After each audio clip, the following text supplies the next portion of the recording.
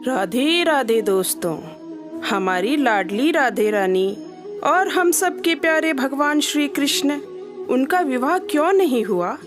यह एक ऐसा प्रश्न है जिस पर आज तक बहुत कुछ लिखा और बोला जाता रहा है और जिस प्रश्न के उत्तर पर बहुत से लोगों की आस्था भी टिकी होती है। यह एक ऐसा विषय है दोस्तों, जिस पर अलग अलग लोगों के अलग अलग विचार रहे हैं। साथ ही इस बात की सच्चाई को न जानने के कारण भगवान श्री कृष्ण पर समय समय पर अनेक प्रकार के लांछन भी लगते रहे हैं। जैसे कि वृंदावन से जाने के बाद वे राधा रानी को भूल गए, या फिर राधा वल्लभ प्रभु का प्रेम राधा रानी के जितना सच्चा था ही नहीं। लेकिन दोस्तों, हमारे ठाकुर जी और बरसाने वाली का प्रेम तो शाश्वत है, वो तो इस दुनिया का है ही नहीं। इसलिए राधा रमन प्रभु का राधा रानी से स्वेच्छा से अलग होने का तो प्रश्न ही नहीं उठता। तो फिर उनका विवाह क्यों नहीं हुआ?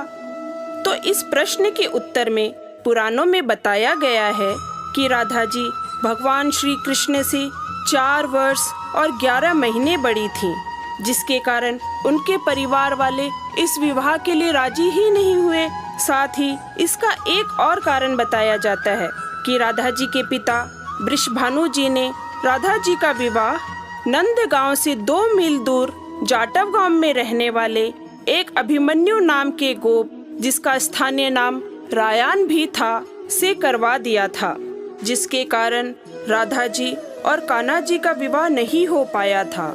यह रायान रिश्ते में कृष्णा जी की मैया यशोदा जी के भाई भी लगते थे, जिस नाते से विवाह के बाद राधा रानी कृष्णा जी की मामी बन गई थीं। आज भी जाटव गांव में अभिमन्यु उर्फ रायान की हवेली है तथा वहां राधा जी, अभिमन्यु और उनकी मां जटिला का एक मंदिर भी है।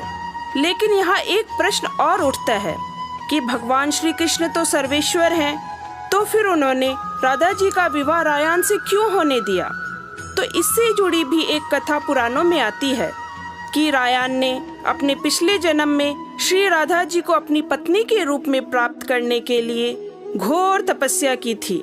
जैसे जैसे समय बीतता गया, उसकी तपस्या और अधिक कठोर होती जा रही थी, जिसके फलस्वरूप प्रभु श्री कृष्ण उसकी तपस्या का फल देने के लिए उसके सामने प्रकट हुए। अपने आराध्य को सामने देखकर उसने उनसे श्री राधा रानी को अपनी पत्नी के रूप में प्राप्त करने का वरदान मांगा।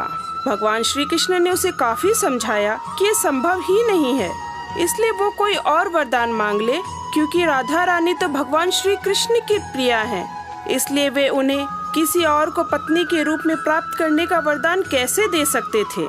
लेकिन रायान अपनी जिद पर अड़ गया कि उसे यही वरदान चाहिए। इस पर अपने भक्त की इच्छा का सम्मान करते हुए उन्होंने रायान से कहा कि जब वे द्वापर युग में अवतार लेंगे तो राधा जी उसकी पत्नी बनेंगी।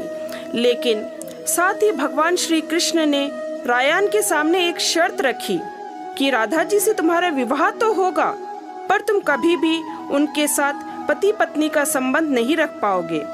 यही कारण है कि द्वापर युग में जब भगवान श्री कृष्ण और राधा जी का धरती पर अवतरण हुआ, तो रायान को मिले वरदान के प्रभाव के कारण राधा जी के पिताजी ने उनका विवाह रायान से करवा दिया, जिसके कारण राधा जी और भगवान श्री कृष्ण का विवाह नहीं हो पाया। रायान से विवाह होने के बाद राधा जी ने भी एक पत्नी और एक बहू के रूप में अपने पति और ससुराल वालों के प्रति अपने कर्तव्यों को पूरी तरह से निभाया। लेकिन वरदान के प्रभाव से रायान का जन्म एक नपुंसक के रूप में हुआ था, इसलिए राधा जी और रायान के बीच में कभी भी पति पत्नी का संबंध नहीं रहा। राधा जी का हृदय तो सदा श्री कृष्ण के चरणों में ही समर्पित रहा और कृष्णा जी राधा जी से दूर रहते हुए भी राधा जी को ही याद करते रहे। तो ऐसे हैं भक्त वत्सल भगवान श्री कृष्ण और हमारी महारानी राधा रानी, जिन्होंने अपने भक्त को दिए गए एक वरदान को पूरा करने के लिए एक दूसरे से विरह का दुख झेला, फिर भी अपने भक्त के प्रति अपने कर्तव्य को पूरा करने में कोई कसर नहीं रखी। तो आशा करती हूँ इस सच्चाई को जानने के बाद जो लोग राधा जी और श्री कृष्ण का विवाह नहीं हो पाने का जिम्मेदार भगवान श्री कृष्ण को मानते हैं, वे इसका असली कारण जान गए होंगे। अगर आपको मेरा ये वीडियो पसंद आया हो तो प्लीज मेरे प्रभु कृपा चैनल को लाइक, शेयर और सब्सक्राइब जरूर करें। साथ ही अगर आपका ऐसा कोई प्रश्न हो जिसका उत्तर आप मुझसे जानना चाहते हैं तो कमेंट बॉक्स में लिखें। जय श्री कृष्णा, जय राधे रानी।